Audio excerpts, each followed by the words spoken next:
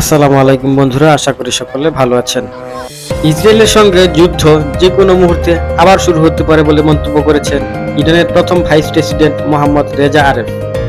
তিনি বলেছেন, ইসরায়েলের হামলা মোকাবিলার জন্য ইরানকে সবসময় প্রস্তুত থাকতে হবে, কারণ ইসরায়েল ও ইরানের মধ্যে কোনো যুদ্ধবিরতি চুক্তি হয়নি। বর্তমানে যা চলছে তা সাময়িক যুদ্ধবিরতি। আজ সোমবার এসব কথা বলেন রেজা আরেফ।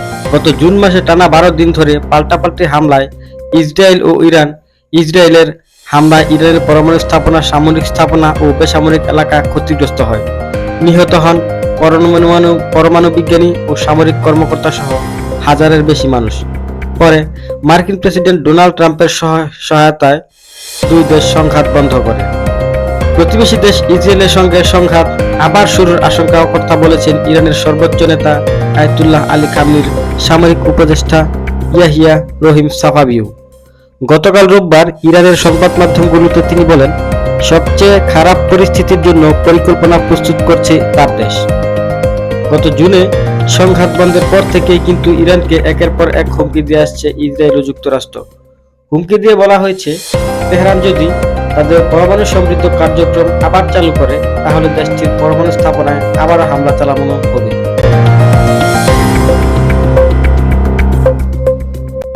জাতিসংঘের পরমাণু নজরদারি সংস্থার তথ্য অনুযায়ী, পরমাণু অস্ত্র না থাকা দেশগুলোর মধ্যে একমাত্র ইরানই 60% ইউরেনিয়াম সমৃদ্ধ করে থাকে।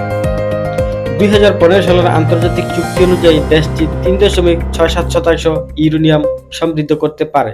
তবে পরমাণু অস্ত্র তৈরি করার জন্য 90% ইউরেনিয়াম প্রয়োজন।